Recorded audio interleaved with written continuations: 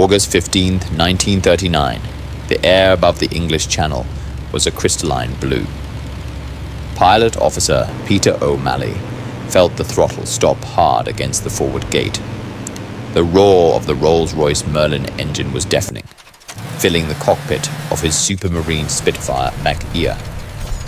Sunlight glittered off the polished aluminum fuselage as he pushed the stick forward, initiating a steep, rapid dive toward the water. The airspeed indicator needle climbed steadily, passing 300, then 400 miles per hour. Below him, the ocean rushed into focus. The 1030 horsepower Merlin was operating at its certified limit, fueled by the standard 87 octane aviation gas. O'Malley knew this ceiling instinctively. He needed to pull out now. Yet, as the Spitfire strained against the air, a familiar, deep-seated anxiety returned. The knowledge that the current power setting was the absolute maximum. If an enemy ever caught him in a tactical bind, pushing the throttle past the gate seeking just a little more speed, a moment of advantage would result not in salvation, but in the catastrophic failure of the engine. The engine's life was dictated by the quality of the fuel inside its tanks. And for the pilots of Fighter Command, that chemical constraint was a tactical chain, limiting every maneuver, every dive, and every escape. They desperately needed more power than the Octane could deliver. The Rolls-Royce Merlin was, by 1939, the beating heart of Britain's aerial defence. It was an engineering marvel, a liquid-cooled V12 engine that offered a near-perfect balance of power, weight, and reliability. Yet every Merlin built was constrained by a fundamental chemical reality: the fuel it consumed. In the late 1930s, standard British aviation gasoline was rated at 87 octane, sometimes upgraded to 90 octane for high-performance fighters. Octane rating is not a measure of energy, but a measure of the fuel's resistance to premature combustion. In a piston engine, the fuel-air mixture is compressed inside the cylinder before being ignited by the spark plug. If the compression ratio is too high, or if the boost pressure, the amount of air mechanically forced into the engine by the supercharger is excessive, the mixture explodes spontaneously. This uncontrolled explosion is known as detonation, or knocking. Detonation is instantly destructive. It sends shock waves through the engine, shattering piston rings, valves, and cylinder heads. For the engineers at Rolls-Royce, this threat defined the performance ceiling of the Merlin. They knew the engine was mechanically capable of handling much higher boost pressure, pushing more air, and thus more fuel, into the cylinders, but they were locked into safe conservative settings to avoid detonation with the available 87 octane fuel. The Merlin the Threat engine, fitted to the early Spitfires and Hurricanes, was typically limited to a manifold pressure of +6 pounds per square inch psi of boost. This provided around 1,030 horsepower, but Fighter Command needed more. The speed of aerial combat was escalating, and every extra mile per hour, every few feet of ceiling, meant the difference between a kill and a loss. The Spitfire, a superior fighter in clean aerodynamics and handling, was beginning to face increasingly powerful competition from across the Channel. The limitation was not in the design of the airframe or the quality of the engineering. It was strictly in the fuel. The search for a solution was desperate and intense, focused on finding an avenue to unlock the latent power within the superb Merlin engine. This technological bottleneck meant that while the RAF had the fighters, the true potential of their engines remained locked, waiting for a chemical key to unleash their vital horsepower. The need for this chemical key became an existential crisis in the spring of 1940. The fall of France was a strategic catastrophe that left Britain alone, poised on the edge of invasion. Germany's Luftwaffe had shattered the air forces of Europe and now massed its formidable fleet across the narrow English Channel.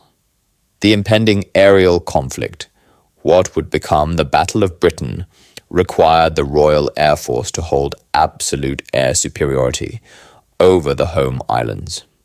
Their defense rested almost entirely on two aircraft, the 8-gun Supermarine Spitfire and the robust Hawker Hurricane. These aircraft were primarily powered by the Merlin. The primary opponent was the Messerschmitt Bf 109E series. Equipped with the potent Daimler-Benz DB 601 inverted V12 engine. The Bf 109 was a formidable machine. Crucially, the Luftwaffe had an operational advantage rooted in fuel supply. They used 95 octane fuel as standard. This difference in fuel rating permitted the DB601 to operate at higher manifold pressures, granting the Bf 109 a better performance envelope, especially at higher altitudes compared to a standard Merlin on 87 octane.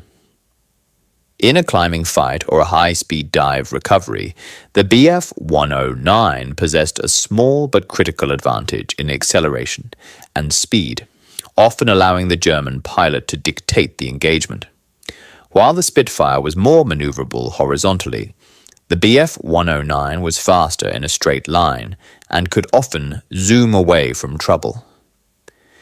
This performance gap was measured in mere seconds and dozens of feet. But in the lethal environment of air-to-air combat, that margin was everything. The strategic concerns were clear. The RAF needed to neutralize this performance gap. It was not enough to merely meet the enemy on equal terms. They needed a decisive edge to withstand the numerical superiority the Luftwaffe could bring. The solution could not be a massive retooling of aircraft. There was no time for that. It had to be an immediate operational change that could be applied across the entire fleet of Hurricanes and Spitfires. This urgency created the perfect environment for a radical solution, pushing the conventional boundaries of engine performance and fuel chemistry. This desperate search for a tactical advantage, one that could be mass-produced and instantly deployed, would lead directly to the quiet intervention of a single mechanic and a chemical compound that would change the dynamics of the war in the air. The problem was simple. The Merlin engine needed more compression to deliver more power, but more compression caused detonation with the standard 87 octane fuel. The solution required an understanding of both engine mechanics and chemical stability. Detonation occurs when the unburned fuel air charge ahead of the advancing flame front initiated by the spark plug spontaneously combusts under intense heat and pressure. The resulting pressure wave slams against the cylinder walls and piston crown. Octane rating measures the fuel's resistance to this uncontrolled auto-ignition. A higher octane number signifies a greater ability to withstand high compression and high boost pressures without knocking. The key ingredient needed to stabilize the fuel was tetraethyl lead, TEL, a potent anti-knock additive. Crucially, in the late 1930s, only the United States possessed the sophisticated refining infrastructure to produce high-volume quantities of 100-octane aviation fuel, a blend rich in aromatics and TL. Britain's pre-war refining capacity was insufficient for this task, relying instead on lower-grade European imports. This technological and logistical gap was a strategic vulnerability. By 1940, Britain had secured a supply line of this potent US-sourced 100-octane fuel. The challenge was integrating it into the operational reality of the RAF. For the pilots, the change meant the difference between operating at a safe, low boost, sunk 6 psi, approx 1030 dog class HP, and unlocking the engine's real potential. The mechanical safety catch was removed by the chemistry of the fuel itself. The man responsible for physically exploiting this new chemical reality was not a chief engineer, but a resourceful technical liaison from Rolls-Royce named Reginald J. Clark. Clark was stationed at the crucial Farnborough research establishment. When the precious 100 octane fuel arrived, the official path for raising the Merlin's power was slow, cautious, and bureaucratic. It involved lengthy, multi-stage engine trials, recertification, and the issuance of new official procedures. Clark, however, understood the extreme urgency of the situation facing fighter command. He knew the structural integrity of the Merlin was robust. He knew the 100 octane fuel removed the chemical constraint. Clark, acting on his own engineering intuition and bypassing formal protocols, made a unilateral, bold decision. He instructed ground crew mechanics to modify the engines on the test rigs. He had them physically recalibrate the boost regulator on the Merlin supercharger from the mandated +6 psi to +112 psi, or more in some cases. This immediate massive jump essentially doubled the usable boost pressure. The move was technically unauthorized and risked catastrophic engine failure if the 100 octane supply was interrupted, or if the new fuel failed to perform. Critics, adhering to procedure, found the idea stupid for its sheer recklessness regarding established performance limits. But the result was undeniable. The same Merlin III engine, now running on 100 octane and 112 psi of boost, generated over 1,110 horsepower. That was nearly a 30% increase in raw power, instantly transforming the performance characteristics of the Spitfire and Hurricane. This act of operational defiance, born from necessity and engineering confidence, was the critical physical step that translated the chemical advantage into a tactical one. The initial results from Clark's testing were so dramatic, showcasing instantaneous gains in rate of climb, acceleration, and speed, that the RAF leadership was forced to bypass their own lengthy review process. Air Marshal Hugh Dowding, the commander of Fighter Command, was facing a numerically superior enemy and desperately needed every operational advantage he could get. The high-risk nature of the modification was outweighed by the existential threat. Dowding ordered the immediate widespread adoption of the high boost settings across all frontline fighter squadrons that could be supplied with the new 100 octane fuel.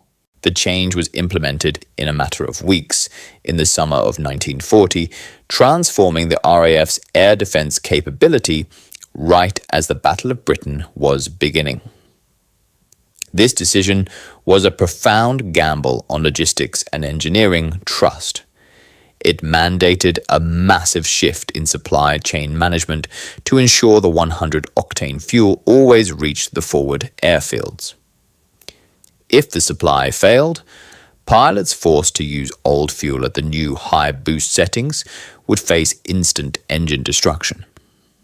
But the gamble paid off, providing Dowding's few with a critical, unseen power advantage that the enemy knew nothing about. The physical proof of this change was a small yet vital indicator in the cockpit. For the RAF pilots, the engineering modification manifested in a tiny, vital change to their cockpit controls.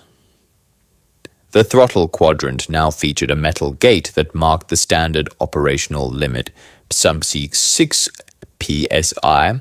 However, under the Battle of Britain regulations, the pilots were now instructed that they could, in an emergency or critical combat situation, push the throttle through the gate to engage the full new boost setting. This action was known as the gate throttle, or emergency power. When pushed through the gate, the engine's manifold pressure gauge would jump from +6 psi to 112 psi, sometimes briefly touching +116 psi. The sound of the engine changed instantly, transforming the roar into a ferocious howl as the Merlin delivered an extra 280 horsepower.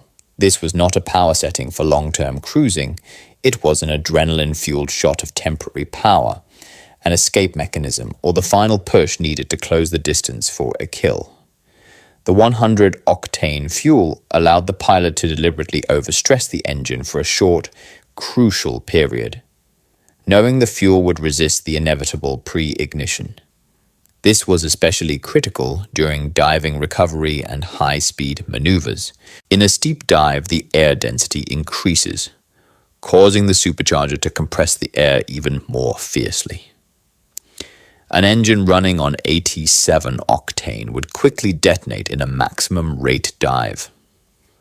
The 100 octane fuel permitted the pilot to keep the throttle wide open during the dive and maintain full power during the pullout, accelerating away from the enemy or gaining a decisive lead.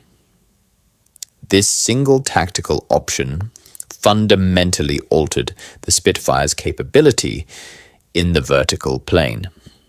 The German Luftwaffe pilots flying the technically advanced Bf 1009 were acutely aware of their performance advantages, speed, and a superior rate of climb at high altitude. They expected to dictate the terms of engagement. When the Battle of Britain commenced in earnest, the Luftwaffe pilots began to report strange and frustrating encounters. A Spitfire, having been caught in a difficult tactical position, would initiate a full power dive to escape, a classic tactic. Previously, this was a manageable situation for the Bf 109 pilot, who could usually keep pace or even pull away in the dive due to the Daimler-Benz engine's strong performance profile. But now the Spitfires were suddenly vanishing. German combat reports from mid-August 1940 noted a baffling change.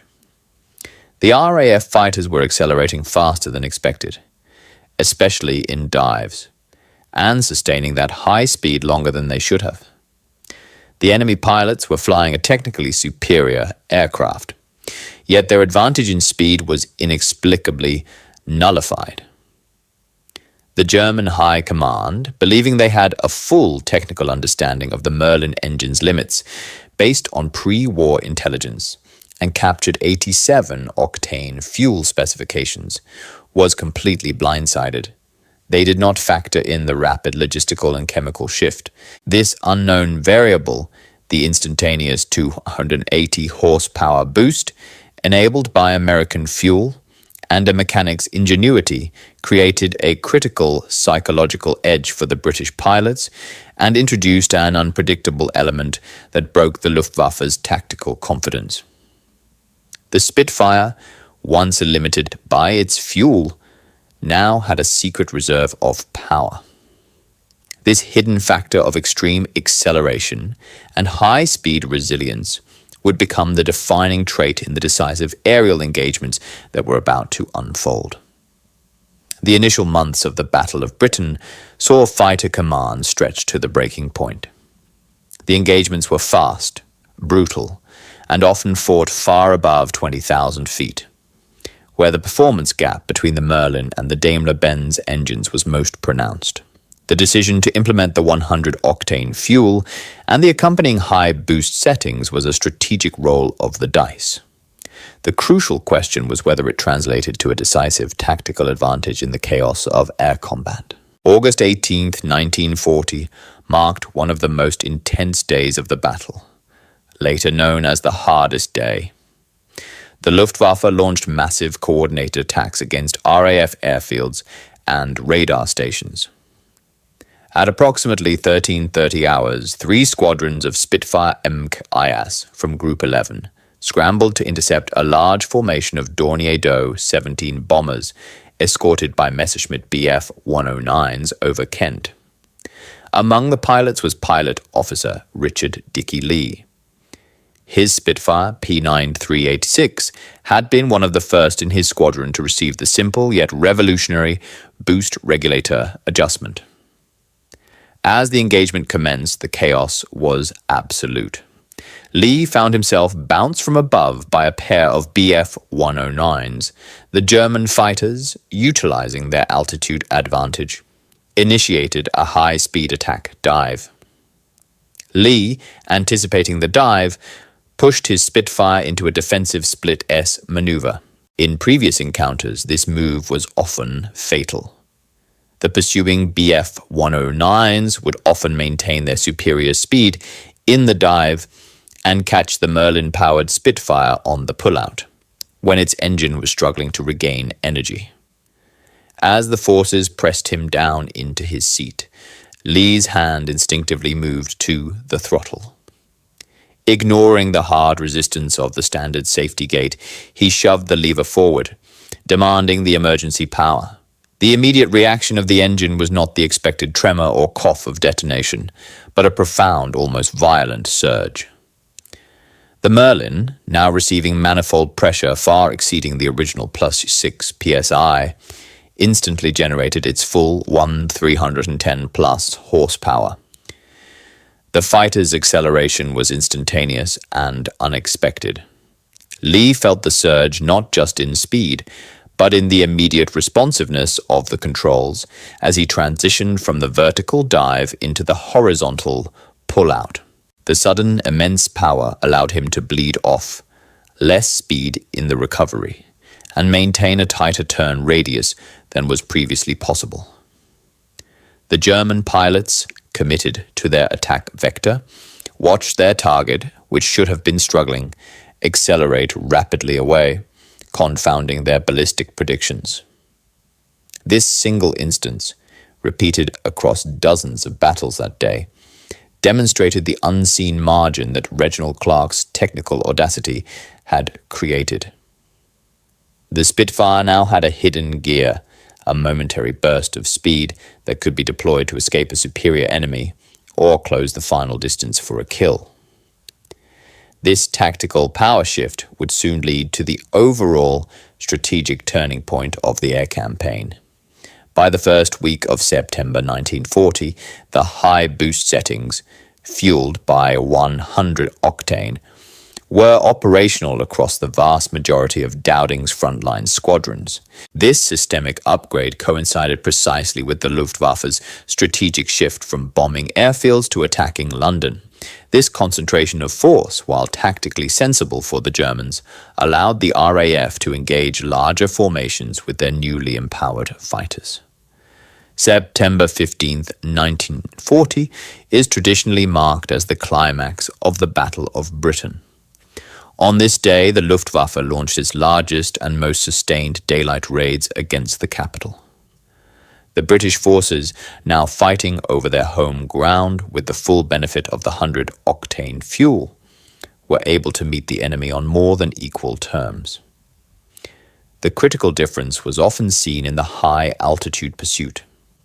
A squadron of Hurricanes, now using the +112 psi boost, could maintain a much tighter formation and a faster rate of climb while chasing the German bomber streams, leaving their Bf-109 escorts struggling to keep up. In one notable action, squadron leader Douglas Bader's Canadian Spitfire Squadron, 242 Squadron, engaged a large force of Bf-109s protecting a bomber wave.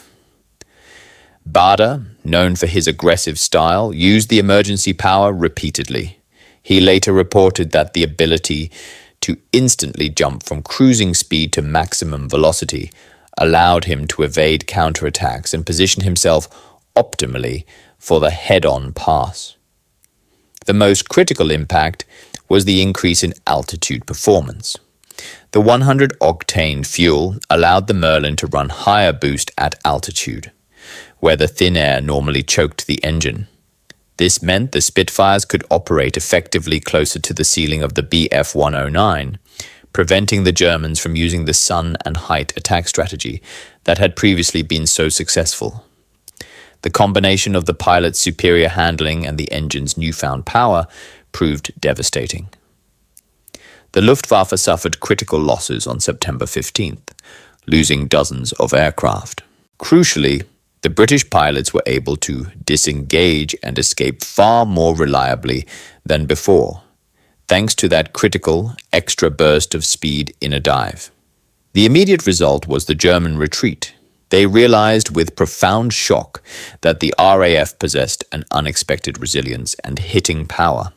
The performance gap, which they had counted on, had not only closed but reversed. The silent chemical advantage provided by the higher octane fuel was the invisible factor that ensured the RAF's survival on that climactic day, forcing Hitler to indefinitely postpone Operation Sea Lion, the invasion of Britain.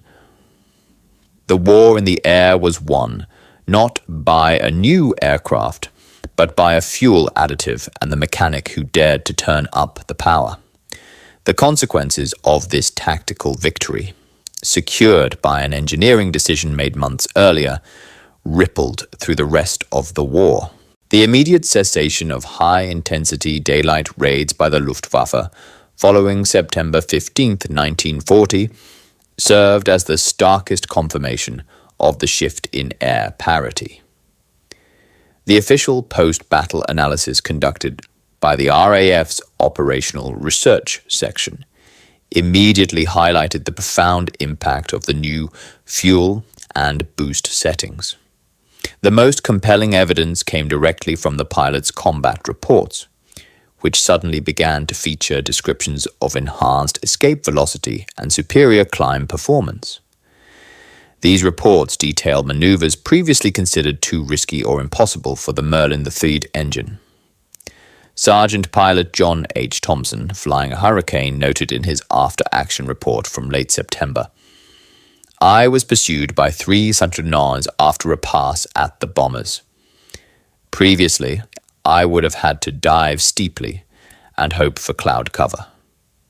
This time, I jammed the throttle through the gate in the dive, and the acceleration was violent. I pulled out at maximum boost and simply flew away from the pursuit, leaving them well behind. It was not skill, but the raw power that saved the aircraft." The casualties reflected this new reality. While the RAF still suffered heavy losses, the ratio of aircraft damaged versus destroyed began to favor the British. Crucially, the pilots reported a marked increase in their ability to disengage from a compromised position. The 100 octane fuel provided a dependable get-out-of-jail-free card, a predictable, high-speed burst that often meant the difference between a damaged airframe making it back to base and a pilot bailing out over enemy territory. The strategic consequence was immediate and profound. The 100 octane fuel did not win the Battle of Britain alone, but it provided the necessary margin of technological superiority to defeat the Luftwaffe's initial decisive blow. By allowing the Merlin engine to operate consistently at 1,300 horsepower rather than 1,000 horsepower, the RAF maximized the effectiveness of every airframe they possessed. This capability stabilized fighter command's morale and forced the German High Command to recognize the aerial invasion was impossible under the current conditions. The invasion plan, Operation Sea Lion, was officially sidelined by Hitler on October 12, 1940, securing the most vital strategic objective of the early war.